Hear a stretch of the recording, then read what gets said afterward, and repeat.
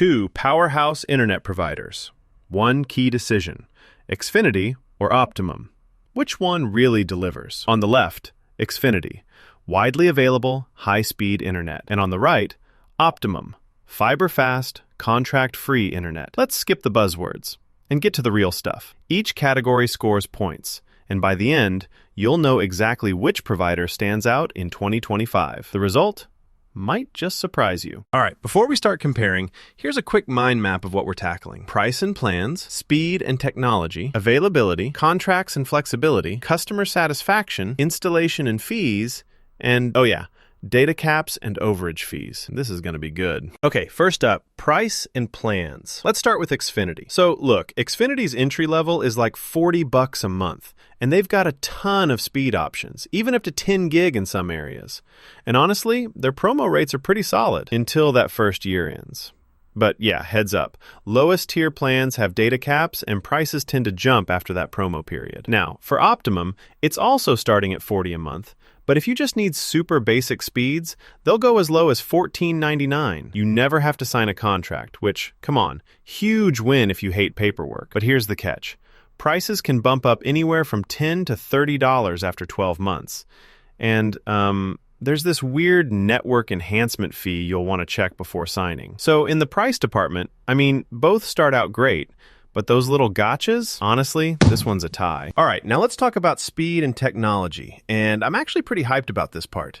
Xfinity has speeds up to 10 gigabits per second.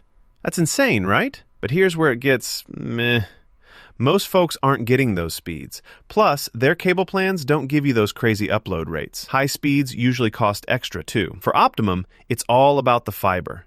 You can get up to 8 gigabits per second fiber in some spots, and their speeds are symmetric. So, yeah, your uploads are just as fast as downloads.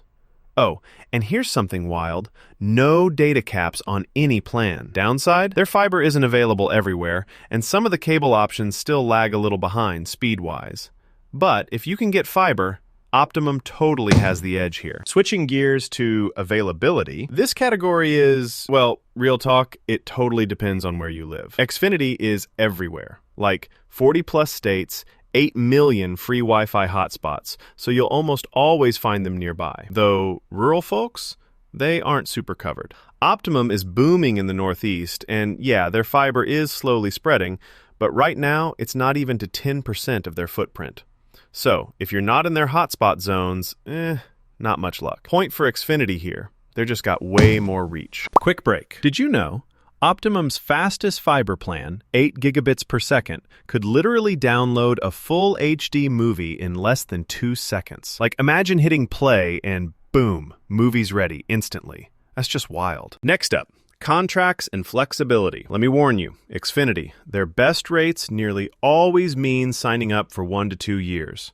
If you want no commitment, you're paying extra. They do toss in bundle discounts, which is nice, I guess, if you're into bundled stuff. Optimum, though, never any contracts, not even a tiny one. You can leave anytime, plus they'll buy out your old contract if you're switching, which, honestly, that's pretty epic. Only thing, some deals bump up after 12 months, but you're still not locked in at all. So, yeah, Optimum's definitely the more flexible choice and wins this round. Customer satisfaction. Oh boy, always a hot topic. So Xfinity, weirdly enough, does pretty well, around 77% reliability ratings. And most people say their customer service is actually decent. Not perfect, but above average. Downside? Value scores are kinda mixed. On Optimum's side, remote workers love those symmetrical speeds, and the unlimited data means fewer headaches. But, and it's a big but, mainstream surveys put Optimum toward the bottom for satisfaction and reliability. Plus, tons of complaints about speed and outages pop up online. So, Xfinity's the clear winner for customer satisfaction. Yeah, didn't expect that, huh? All right, let's talk installation and fees. So, Xfinity can sometimes get you online the same day you sign up. Self-install kits are available, which is actually kind of cool. It's DIY if you like saving time. But keep an eye out for equipment fees, up to $15 a month, and possible install charges. Optimum's got free self-install kits, and sometimes they'll waive the activation fee. But if you want a pro to set it up, That's a standard $70. Ouch. Overall, Xfinity's a little more user-friendly with setup and options, so I'm giving them this one. And finally, data caps and overage. Xfinity usually caps you at 1.2 terabytes a month, which is fine for families. Still, if you go past that, it's an extra $10 per 50 gigs. Unlimited data is a thing, but it'll run you another $25 each month. Now, Optimum? Straight up, no caps. Unlimited data on every plan. No surprise fees, ever. They might slow you down during absolutely wild usage, but for normal people, never a worry. So if you hate worrying about your data, Optimum's the clear champ. Let's lay it all out visually. Imagine a radar chart with both Xfinity and Optimum. You'll see Xfinity dominating in coverage, customer satisfaction, and installation, while Optimum spikes crazy high for speed, flexibility, and unlimited data. The differences really pop when you look at big picture. So, where do I land? Xfinity is your go-to if reliability, wide coverage, and solid customer support are tops on your wish list, especially if you can't get fiber where you live. But if Optimum Fiber is available in your neighborhood and you want total freedom, no contracts, gig speed uploads, and never thinking about data caps, Optimum's the way to go. Still wrestling with the choice?